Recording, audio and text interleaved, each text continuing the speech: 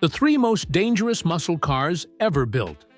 Muscle cars gave America speed, style, and street cred, but some of them came at a deadly price. These three cars weren't just powerful, they were dangerously overpowered, underpowered, and too wild for the road. From poor handling to fatal flaws, these muscle cars proved that not all horsepower is safe. Support the channel by subscribing, and liking your support gives us the motivation to move forward and make more and more awesome videos. Well, here we go. Thank you. Number 3, 1974. Dodge Challenger 360. By 1974, the Dodge Challenger was already past its prime. While still marketed as a performance car, the 360 cubic inch V8 version reflected the growing pains of an industry caught between government regulations, insurance pressure, and the fading muscle car dream. Horsepower: 245 horsepower gross. Not bad, but detuned for emissions, compliance, transmission. 3-speed automatic or optional 4-speed manual. 0 to 60 miles per hour around 7.5 seconds. Decent, but not earth-shattering weight. Over 3,500 pounds with emissions gear, bumpers, and insulation. The 360 was meant to replace the 340 and serve as a mid-tier performance option, but it struggled to uphold the Challenger's reputation.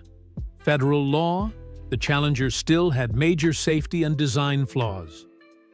Handling, floaty suspension, excessive body roll, and vague steering made cornering unnerving. Brakes: weak by modern standards with no ABS or brake proportioning. Stopping distances were long and fade-prone. Crash-worthiness: structurally, it was built like its predecessors, with little thought for crumple zones, side impact protection, or rollover integrity. The 1974 refresh added bulkier bumpers and a restyled grille, but many buyers thought the car looked bloated compared to the sleeker 1970 to 1971 models. Weight went up, performance dropped, and insurance premiums skyrocketed.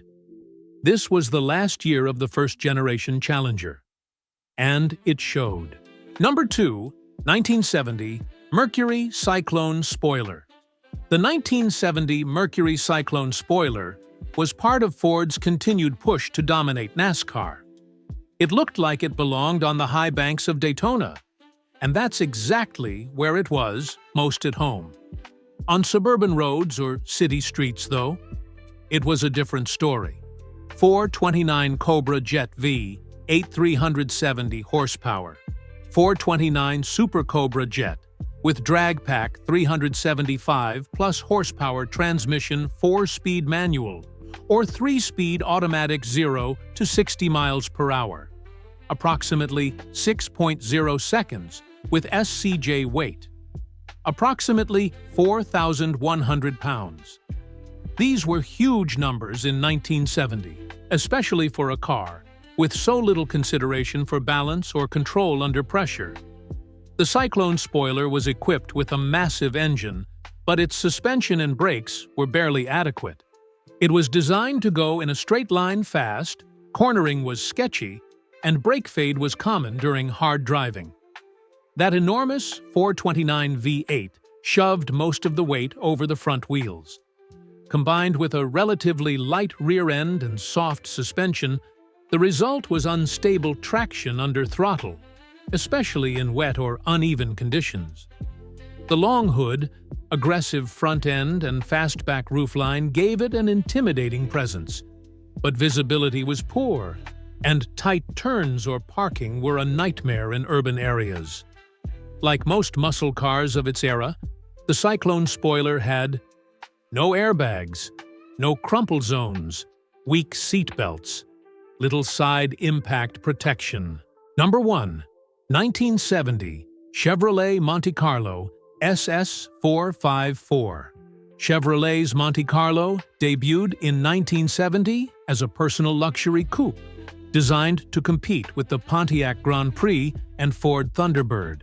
But in SS 454 trim, it borrowed muscle from the Chevelle and tried to blend performance with elegance, a mix that didn't always work on the road. Horsepower: 360 horsepower at 4,800 RPM torque. 500 pound-feet 0 to 60 miles per hour. 6.5 seconds quarter mile. Low 14 seconds curb weight. 3,800 pounds. This was serious muscle. The Monte Carlo SS 454 could move, but it wasn't built like a sports car. And that's where the problems began. Chevy prioritized comfort, so the Monte Carlo had a plush, soft suspension. At highway speeds, especially on uneven pavement, it floated and swayed, making it feel detached from the road and the driver. Despite all that power, it came with standard front disc and rear drum brakes, which struggled to stop the car quickly. In panic stops, brake fade, and long stopping distances were serious safety concerns. With that massive 454 V8 up front and luxury gear throughout, the Monte Carlo SS had a nose-heavy balance.